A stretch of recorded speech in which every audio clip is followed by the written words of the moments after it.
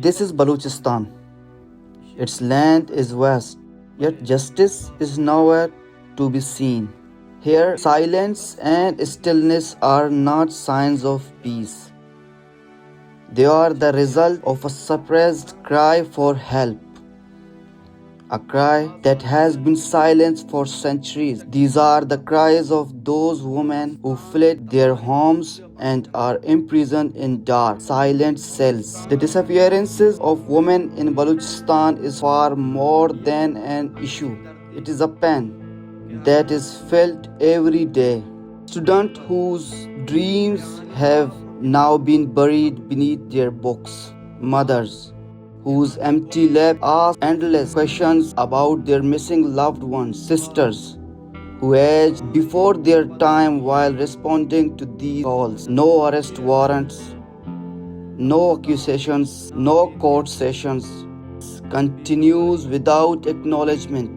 Farzana Zahri was a resident of Zahri in the Khuzdar district of Balochistan. Due to the deteriorating security situation and ongoing military operations by the Pakistani army, her family was forced to flee to Quetta. On the night of December 1st, 2025, Farzana was returning home from the hospital when she was abducted by the Pakistani army. Mahajabin Baloch is a 24-year-old student who also suffers from polio. On May 29, 2025, she was abducted from a hospital in Quetta by Pakistani army personnel and remains missing to this day. A few days prior to Mahajabin's disappearance, her brother, Yunus Baloch, was also forcibly disappeared. Nasrina Baloch is a 15-year-old girl. On November 22, 2025, Pakistani army personnel raided a house in Abchoki, Balochistan, in the middle of the night and abducted her. Nasrina remains missing to this day. On December 9, 2025, 22-year-old Rahima Baloch was abducted along with a brother in Dalbandin, Balochistan. Hazra Baloch, the wife of Sanaullah Baloch, was abducted by the Pakistani army after a raid on their house in Habchoki on December 18. She has been missing. Hani Dilwash and Harunisa. Hani Dilwash is 8 months pregnant and Harunisa is a 17-year-old girl. On December 20, 2025, they were abducted from their homes in Habchoki by Pakistani personnel. These cases reflect a troubling reality in which the state appears to show no regard for the sick, pregnant women, or young girls and boys. Here is a mother. She saw her daughter for the last time through doorway. She still watched that door. Every sound of footstep makes her alert. Every knock on the door fills her with. The state has not only abducted her daughter, but also her dreams, her peace, and her hopes. From the disappearance of Baloch women, two crimes emerge. One committed by the state, the other imposed by society. Fear, stigma, and enforced silence. Yet these women broke the silence. They spoke out. They raised banners soaked in tears and replaced patience with courage. We asked Dilmurad Baloch several questions. Dilmurad Baloch is a secretary general of the Baloch National Movement, a prime freedom loving political party in Balochistan. The kidnapping and enforced disappearance of Baloch women by the state continues. As a political leader, do you believe that many political parties in Balochistan claim nationalism yet remain silent on the disappearance of Baloch women? In Balochistan, the abduction of our Baloch mothers and sisters is seen as an attempt test or an experiment imposed on the Baloch nation by Punjabis. They are using all their tactics against the Baloch. Baloch women were abducted in the past as well, but the frequency and number of such incidents were not the same as they are today. It has now become a matter of routine, a routine set by Pakistan or by Punjabis. This has now become a national test for Baloch society. As far as your question is concerned regarding political parties in Balochistan that claim nationalism yet remain silent on the disappearance of Baloch women, I think the answer lies within the question itself. They proclaim themselves to be nationalist parties, meaning they alone claim to be nationalists. The Baloch nation does not consider them to be nationalists. I believe the philosophy behind nationalism is not difficult to understand. It is easy to comprehend its meaning and purpose. That your political goals, thoughts, agendas, and your life itself are committed to the well being of your nation, to its freedom, and to the sovereignty of its land. That is how one is called a patriot. But when political beliefs concerning one's nation, it is history, its land, and its national honor and dignity are not aligned with these principles and instead serve the interests of the occupier of the land, then how can such people claim to be nationalists or patriots? No, no one has compelled them to be abandon Baloch interests or to become pawns for Punjabis or serve their interests. This is their own free will. Nobody has forced them. The philosophy of nationalism may not be difficult to understand, but its principles are difficult to pursue. A nationalist was Chairman Ghulam Muhammad Baloch, whose abandoned body was left unrecognizable. A nationalist was Dr. Mannan Baloch, who was shot dead in the forehead. A nationalist was Akbar Khan Bukti, for whom the mountains of Tratani were turned into a graveyard. Paying the price of nationalism is difficult.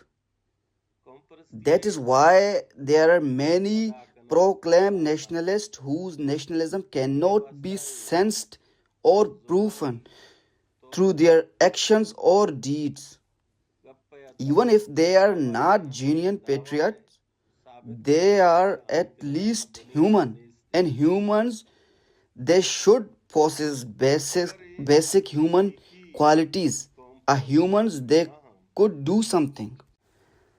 For the last 25 years, Baloch men have been abducted by the state. They have been imprisoned in dark cells. Many have been killed and many others remain imprisoned. Those who sat in parliament, who claim to believe in the constitutions of Pakistan and become members of these legislative houses. So how they are elected is another debate.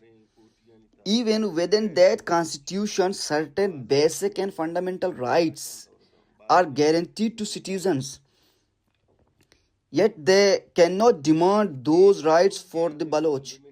The Baloch do not even have the right to live, only the right to survive on this land. The constitution in which they claim to believe contains customs, traditions, and rules. One such fundamental principle is the right to protest, which exists in any parliamentary constitution. When your concerns are raised and ignored, the constitution gives you the right to protest. When this basic right cannot be exercised, one should quit parliament and return to the people, as they claim to be elected by the people. Who has stopped them from returning to the people? If they are true patriots and witness what Punjabis are doing in Balochistan, there is a simple solution. Quit the Punjab dominated parliament and return to your people. If your political belief truly stands with the Baloch nation and its land, Balochistan, but they are well aware of the fact that it's Punjabis who run this military state of Pakistan. In this system, power sharing and interest exchange are not easy. They know that if they do not comply with Punjabi orders, they will face problems in pursuing their vested interest, maintaining their positions, and holding on to power. That is why it's difficult for them to stand by principle and the Baloch nation. Balchistan's history took a decisive turn when brave women became leaders. They refused to let the missing be reduced to numbers. They spoke names, they showed faces, they pulled truth back from the grave. This is not just a protest, these are cries of survival. When a woman disappears, when a woman disappears and the media wait to speak, it is not mere negligence, it is a complicity, sorting fear and benefit, enough to bury the truth.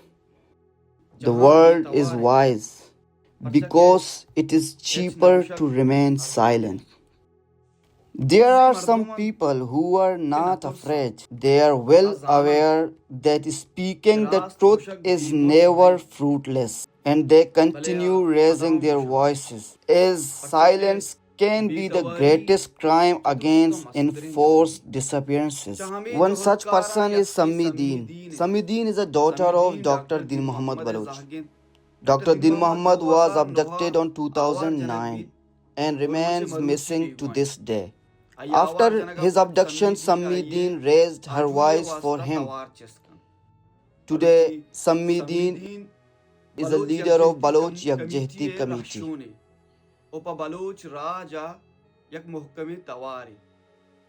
We ask her, Sammi, on one hand, BYC women leaders Dr. Mahrang Baloch, Bebo, and Gulzadi have been imprisoned.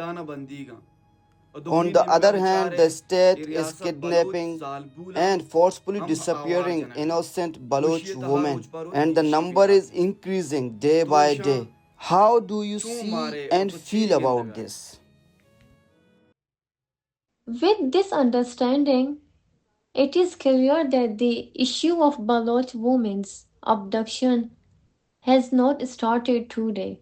It is a continuation or an extension of past events, now unfolding with greater intensity.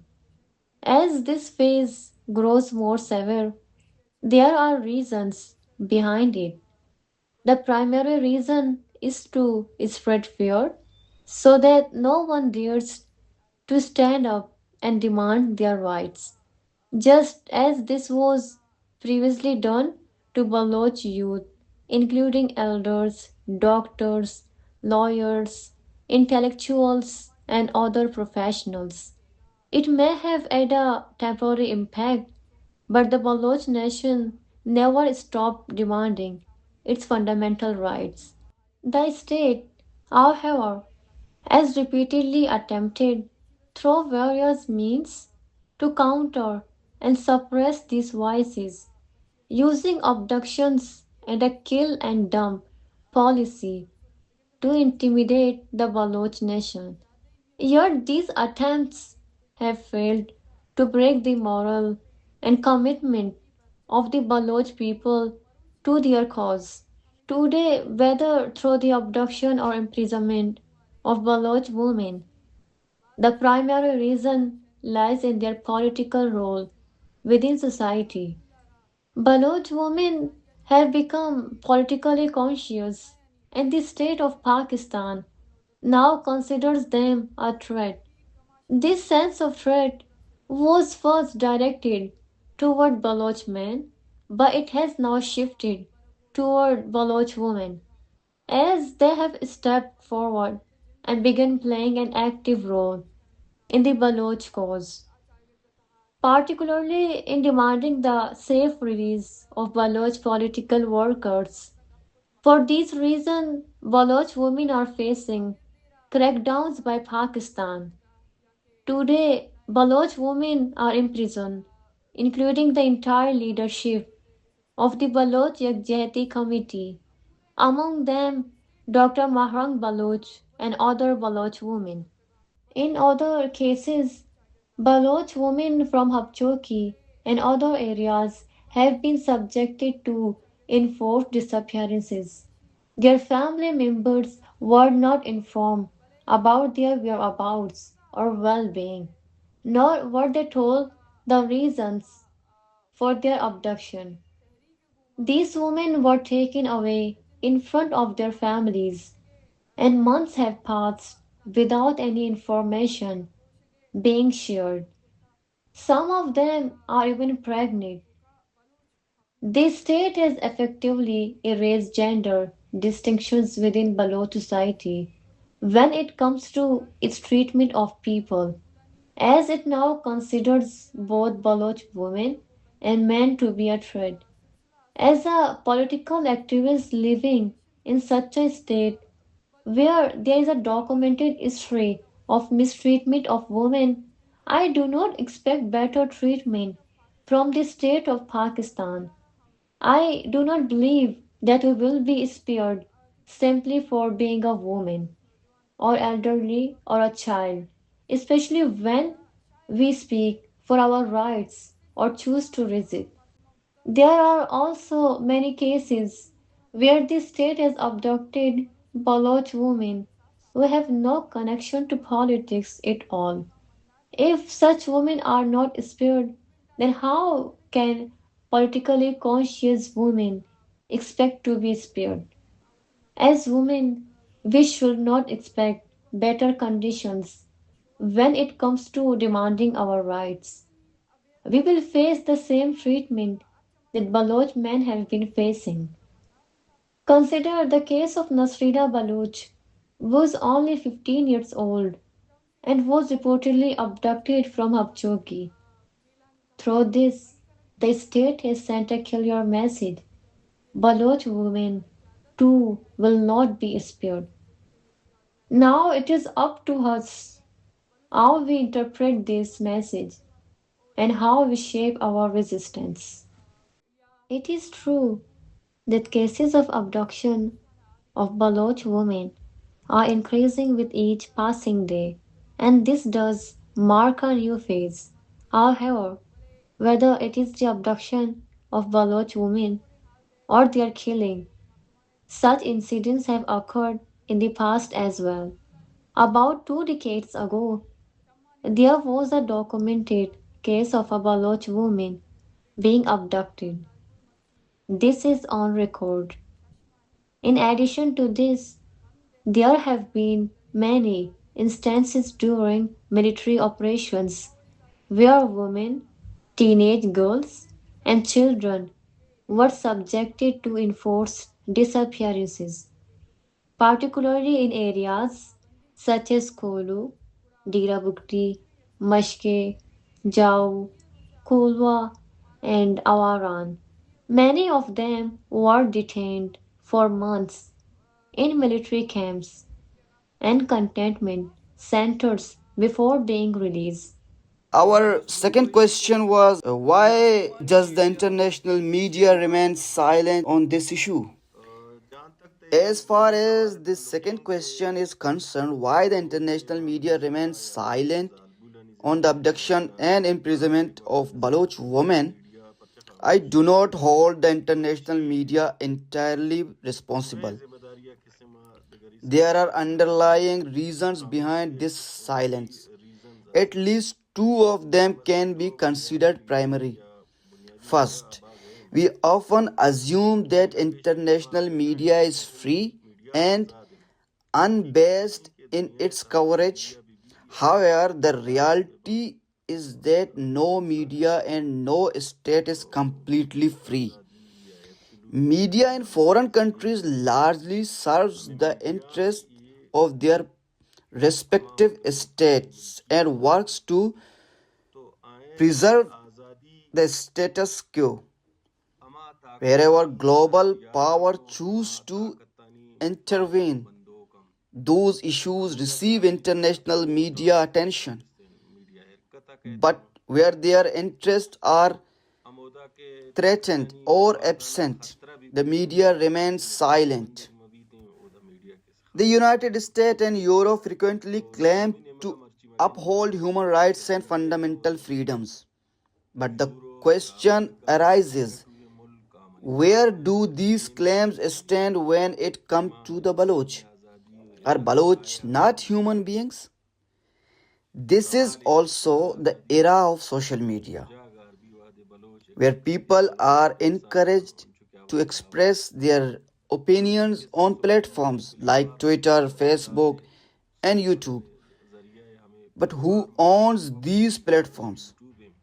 Whose products are they? They belong to the West, the same West that claims to champion freedom of expression. This leads to another critical question. Do the Baloch truly have the freedom to share their views on these platforms? How many obstacles does a Baloch individual face while raising their voice online? Even a single post is often not tolerated. In the recent past, many social media accounts of well informed Baloch activists have been suspended. When we compare the claim of freedom of expression with the ground reality faced by Baloch political workers, a clear contradiction emerges. This shows that international interests are not aligned with Baloch society. Therefore, I cannot lodge complaint against the silence of the international media. It reflects their priorities. Another major reason in Pakistan's strategic importance to global powers. Since its inception, Pakistan has been an ally of the West during the Cold War and later in the war against the former Soviet Union in Afghanistan. It has consistently served as a launching pad for Western interests. No state is used without compensation in return for its strategic role. Pakistan receives military assistance, technology, and financial support. This is one of the reasons international media avoid highlighting issues that could challenge or counter Pakistan. As a result, not only Western military and financial aid but also the silence of international media has been used against marginalized communities within Pakistan. The other side of this question is indeed harsh, but it's a reality we must acknowledge. For a long time, we held the belief that the West would come forward to assist the Baloch nation in achieving its political goals, including freedom. Because of this assumption, parts of our struggle, particularly media, lobbying, human rights advocacy, and think tank engagement remained weak. The Baloch had minimal representation in these areas, which negatively affected our cause. Although the Baloch diaspora is small, even that limited presence could not perform effectively. The reason was a lack of clear direction. Occasionally, someone would attend a United Nations session and deliver a 1 or 2 minute speech, but we failed to build sustained attention.